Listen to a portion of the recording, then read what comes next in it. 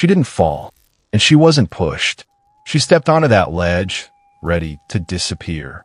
Rain soaked the concrete as Elara's fingers slipped against the edge. 30 floors down, the city blurred into nothing. No past, no identity, no memory that felt real.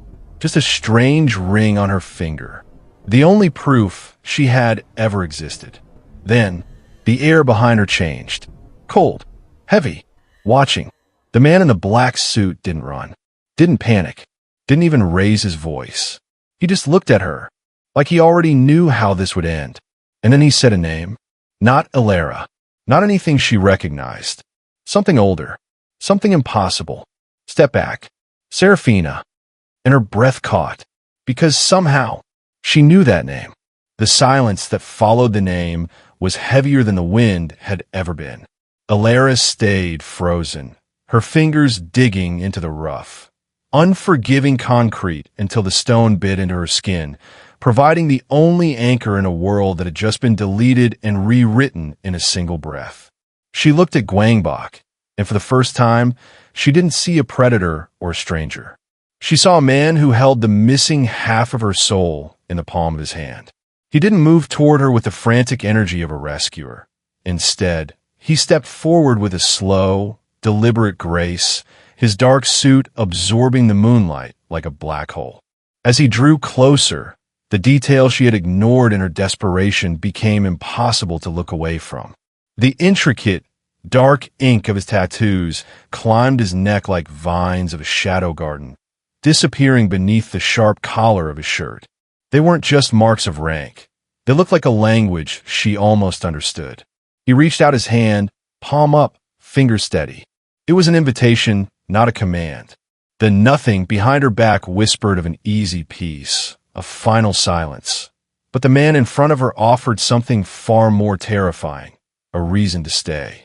"The girl you think you are died a long time ago," Gwangbok said, his voice dropping to a low, resonant frequency that seemed to vibrate in the very marrow of her bones. "Elara was a ghost I let you inhabit to keep you safe. But the world is burning, and I can't let you hide in the smoke any longer." Elara's breath hitched, a sob catching in her throat as she looked from his hand to the dark abyss of the city streets below.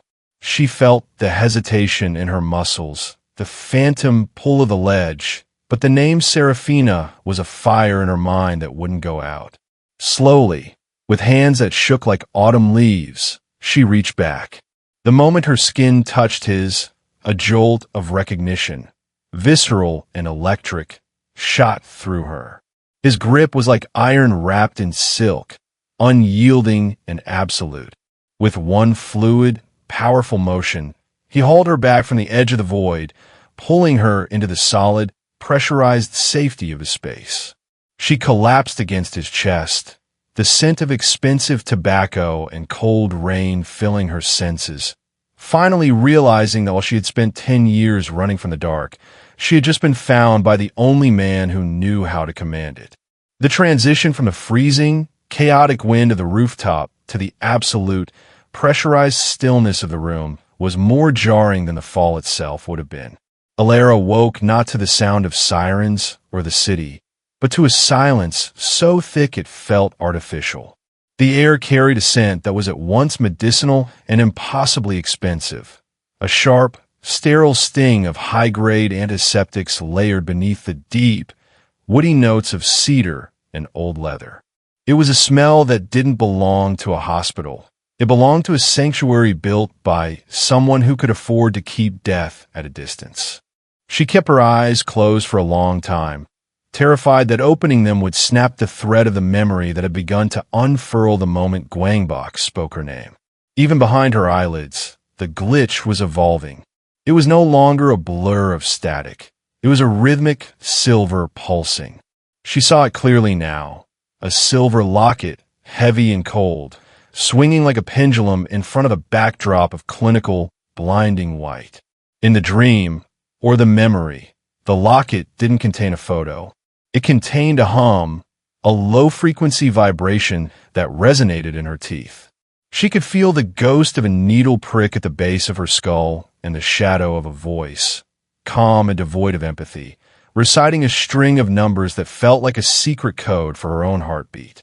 When she finally forced her eyes open, the ceiling above her was high and shadowed, the architectural molding intricate and ancient. She wasn't in a ward, she was in a private medical suite that looked more like a library.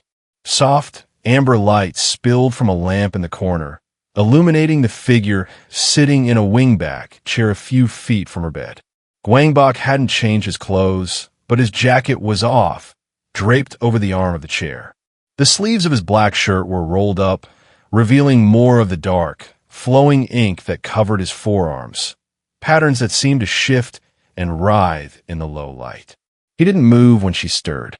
He simply watched her with that same terrifying, calm authority, his presence a heavy anchor in the room. Elara reached up, her fingers instinctively trembling as they touched the base of her neck, searching for the prick of a needle that wasn't there. Her skin was warm, her pulse thundering, but the room remained ice-cold. She looked at him, her voice a fragile whisper that barely disturbed the medicinal air. "The locket," she managed, the word feeling like a jagged stone in her throat. "Why do I remember a silver locket?" Gwangbok leaned forward, the movement slow and deliberate, the amber light catching the sharp, urgent furrow of his brow. He didn't offer a comforting lie. He simply held her gaze, his eyes reflecting a history of violence and secrets she was only beginning to understand. "Because that locket wasn't jewelry," he said, his voice a low, resonant anchor. "It was the first cage they ever put you in, and I'm the only one who has the key to the last one." The silence that followed Gwangbok's admission was not empty. It was a pressurized, living thing that seemed to pulse in time with the steady, rhythmic beep of a heart monitor tucked away in the shadows. Elara sat up slowly, the silk sheets of the medical bed whispering against her skin like a warning. The room felt smaller now, crowded by the sheer weight of the history he was claiming for her.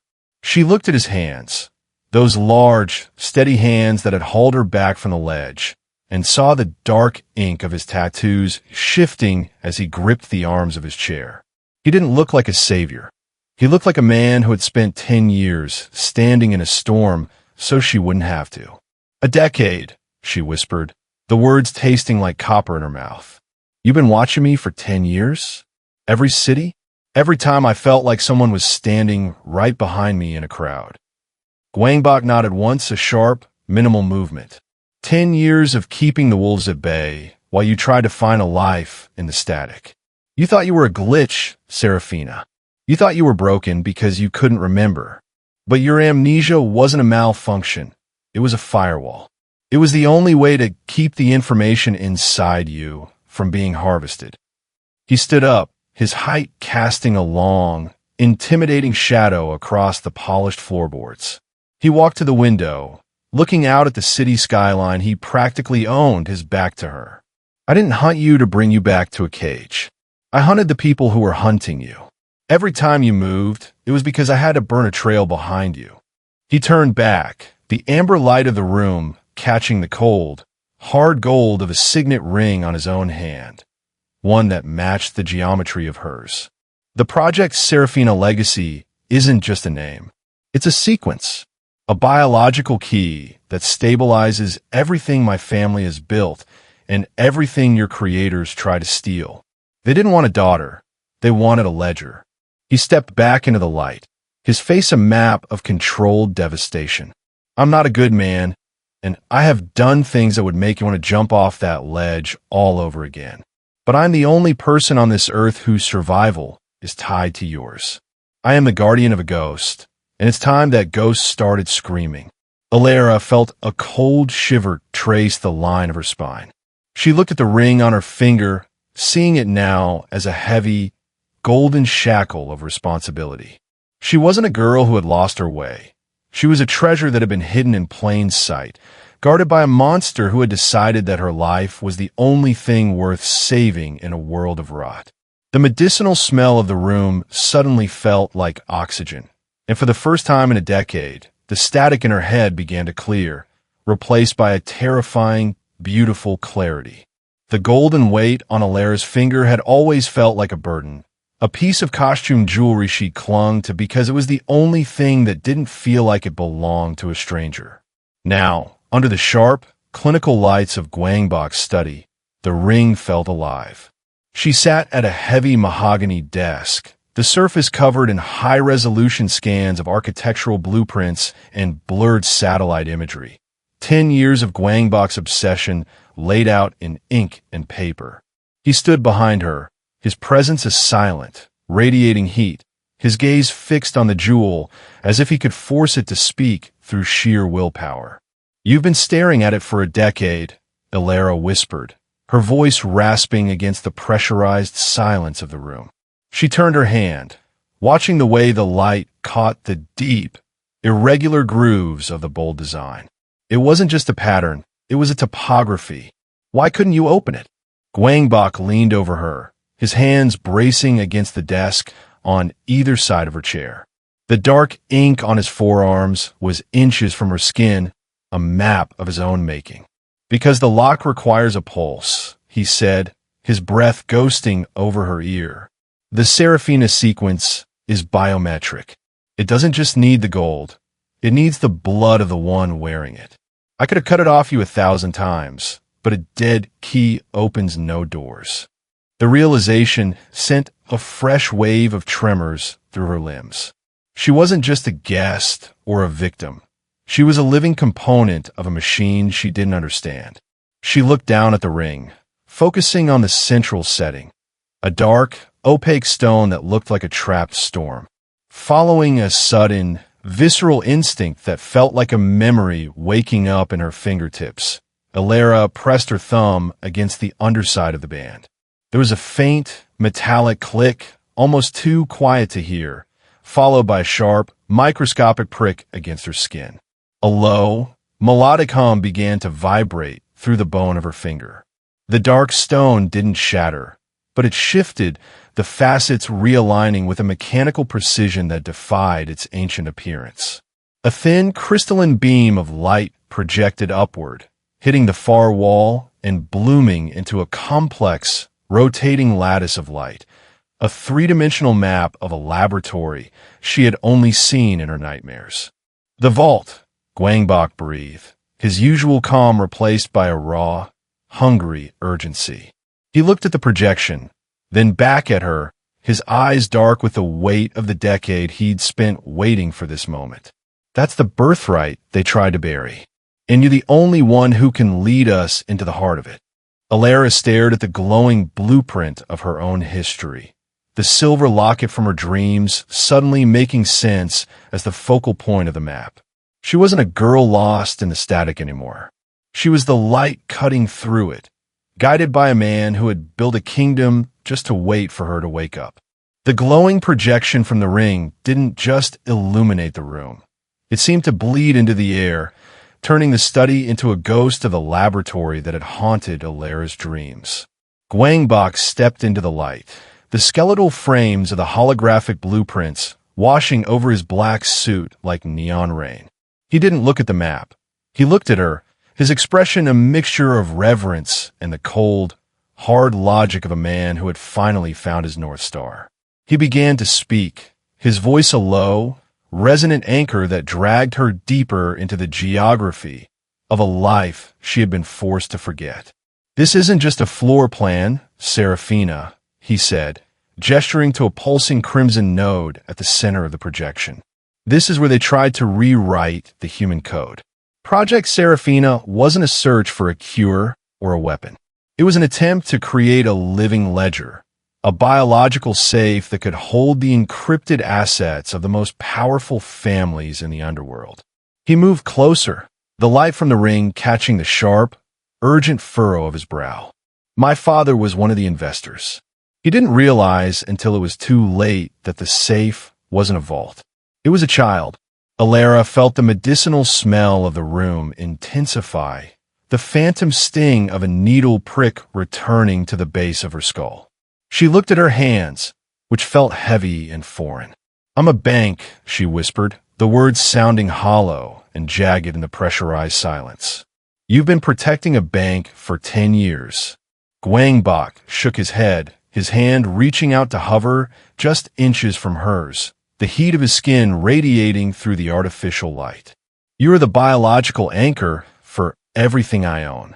My accounts, my routes, the identities of every man who works for me. It's all woven into the unique protein sequences of your blood. Without you, my empire is a pile of ash. With you, I am untouchable. He paused, his eyes locking onto hers with a devastating, soulful clarity. I didn't keep you safe just to protect my money. I kept you safe because if they ever got you back, they wouldn't just empty the vault. They would erase the person living inside it. You're not a glitch, Seraphina. You are the only truth I have left in a world built on lies. The glitch in her mind finally went quiet, replaced by a terrifying weight of purpose. She wasn't a girl who had lost her way. She was a masterpiece of biological engineering, a living secret guarded by a man who had decided that her survival was the only thing worth more than his own power. As she looked back at the projection, the silver locket from her memories appeared at the center of the crimson node, a focal point that promised both her history and her destruction. She realized then that she wasn't just running from the past anymore. She was the only one who could lead Gwangbok into the heart of the nightmare to end it. The transition from the warmth of the study to the expansive, cold marble of the main hall felt like stepping back onto the rooftop ledge. The air here didn't smell of cedar or ancient books. It smelled of gunpowder, expensive cologne, and the metallic tang of unsheathed ambition. Gwangbok's inner circle, men with faces carved from the same hard stone as the city's foundations, waited in a semicircle, their presence a physical barrier between Elara and the sanctuary she had briefly found. They didn't see a woman or a miracle of science. They saw a leak in a dam that was already under too much pressure. She's a liability, Gwangbok, the eldest associate, a man named Juan with eyes like clouded glass, said without looking at her. His voice was a dry rasp that seemed to suck the oxygen out of the room. The board is restless. The creators are offering a bounty that could fund 3 more empires. Keeping her here isn't loyalty. It's a death sentence for all of us. She needs to be handled. The word handled hit Elara with the force of a physical blow. Suddenly, the glitch in her mind didn't just flicker, it roared. She saw a flash of a different room, a sterile, white-tiled space where men with the same cold, calculating expressions had stood over her, discussing her shelf life and her storage capacity. The betrayal felt visceral, a phantom ache in her chest that mirrored the abandonment she had felt 10 years ago when the world had turned to static. They were talking about her as if she were a piece of hardware that had outlived its usefulness, a broken tool to be discarded before it could cause any more damage. Gwangbok didn't flinch. He stood beside her, his hand resting on the back of her chair, his knuckles white against the dark wood. The dark ink on his neck seemed to pulse with a low-burning fury. "She is the legacy," he said, his voice a low, dangerous rumble that vibrated through the floorboards. "And I don't handle the only reason we're still standing." "You're thinking with your heart, not your ledger," Juan countered, stepping into the light. "If she stays, we are all targets. If she's gone, the heat vanishes."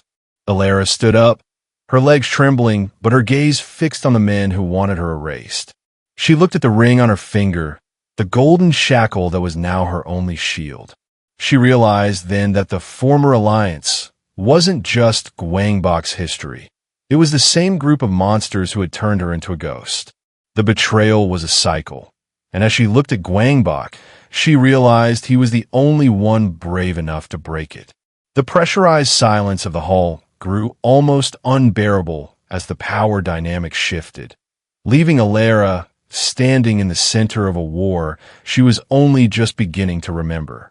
The air in the grand hall was thick with the suffocating weight of masculine authority and the cold calculus of betrayal. For 10 years, Elara had survived by being invisible by being the polite ghost who apologized for occupying space she didn't remember owning. But as Juan stepped closer, his face twisted in a sneer that looked exactly like the doctor's from her fractured memories. Something inside her finally snapped. The glitch, that persistent, high-pitched hum at the base of her skull, stopped being a nuisance and started feeling like a directive. She was tired of being a ledger. She was tired of being handled. "Enough," she said. The word wasn't loud, but it carried a strange, resonant frequency that caused the crystal chandelier overhead to chime in a mournful, silver unison. The men stopped talking. Even Gwangbok turned, his dark eyes narrowing as he sensed the atmospheric shift. Elara stepped forward, away from the shadow of his protection, her medium brown skin flushed with a sudden, internal heat.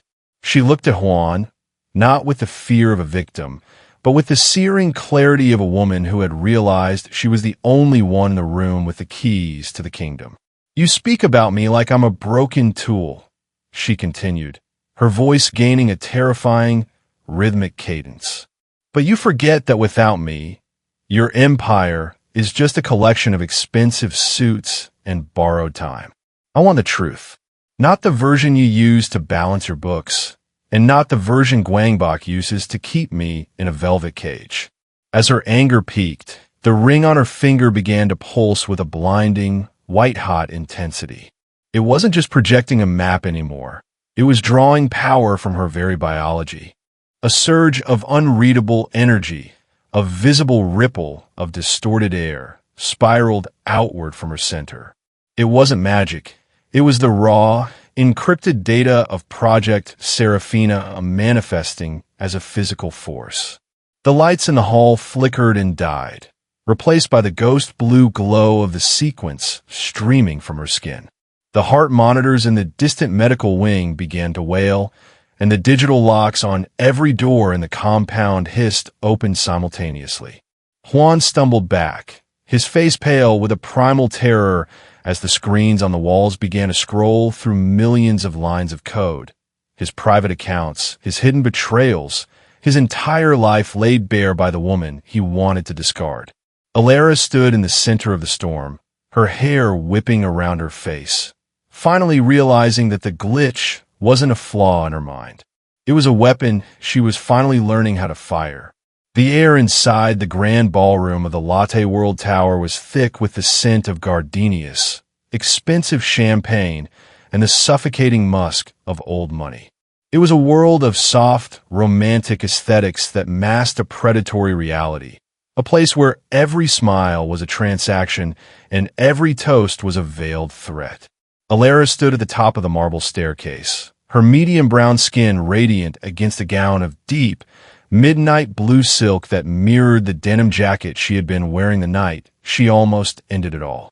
Beside her, Gwangbok was a pillar of controlled devastation, his black suit tailored so sharply it looked like armor, the tattoos on his neck partially hidden by a high collar that only made him seem more lethal.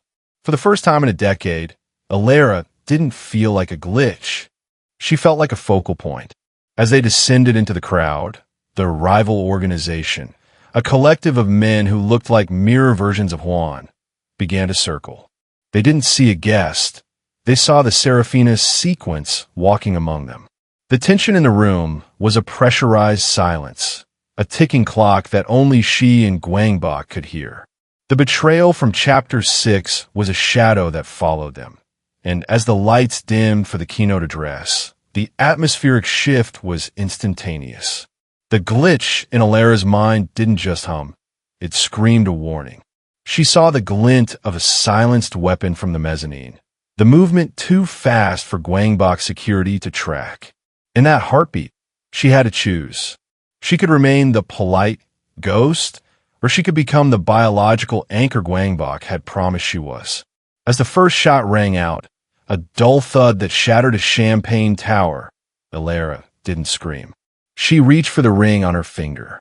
She didn't just activate the sequence. She projected it. A surge of unreadable power spiraled from her center, the encrypted data of her very blood manifesting as a localized electromagnetic pulse. The ballroom's digital infrastructure hissed and died. The security feeds went dark, the elevators locked, and the rivals' high-tech communication headsets erupted in bursts of static.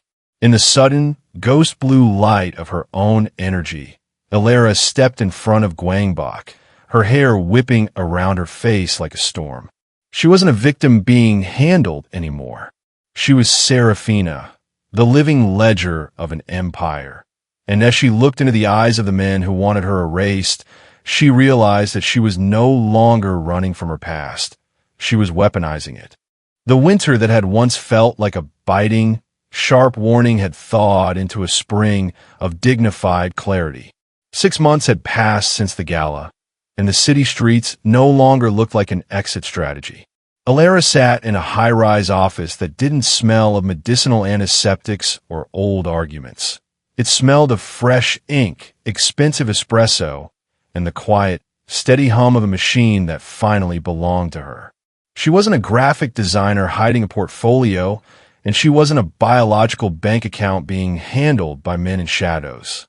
She was the CEO of Seraphina Logistics, a firm that didn't just move assets, but protected the legacies of those the world had tried to erase.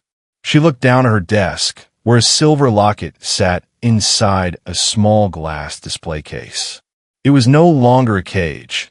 It was a souvenir of a war she had won. Her medium brown skin caught the afternoon sun as she reached for a document, her movements fluid and devoid of the hesitation that had once defined her. The large, unusual ring on her finger remained, but it no longer felt like a golden shackle. It was a badge of office, a key to a truth she had finally mastered. She had spent a decade believing she was a glitch in the world, a mistake to be corrected, but now she understood that she was the only one who knew how the system actually worked. A light knock at the heavy oak door broke her concentration. She didn't flinch. She didn't reach for a hidden weapon. She simply looked up as Gwangbok entered, the pressurized silence he usually carried replaced by something warmer, something that didn't need a word yet. He had traded his sharp black armor for a charcoal suit, the tattoos on his neck visible and unapologetic in the daylight. He didn't stand over her like a guardian.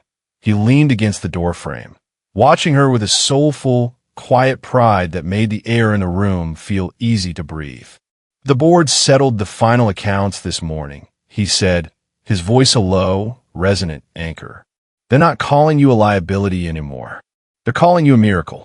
Elara smiled, a real, unpracticed expression that reached her eyes. I'm not a miracle, Gwangbok. I'm just someone who stopped running. She stood up, walking toward the window to look out at the skyline where she had once stood on a ledge. The city was still dangerous, and the shadows were still there, but she wasn't alone in them.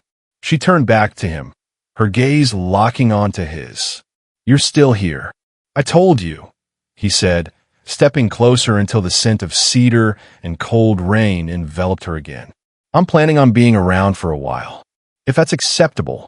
Elara reached out, her hand finding his the same way she had on the night the glitch finally broke. He didn't let go. Survival, she realized, didn't just lead to safety. It led somewhere beautiful. She was no longer a ghost, and the name Seraphina was no longer secret. It was her life, and for the first time in 30 years, she was exactly where she was supposed to be. Elara's journey from a glitch to a woman of power reminds us that our past, no matter how fractured or forgotten, is never truly lost. It is simply waiting for the moment we stop running and start reclaiming our truth.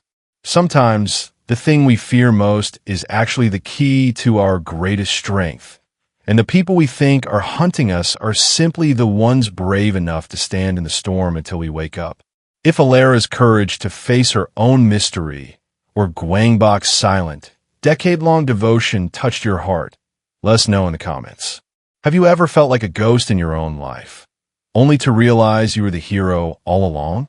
If this story inspired you to look closer at your own hidden potential, please like, share, and subscribe to join our chronicles.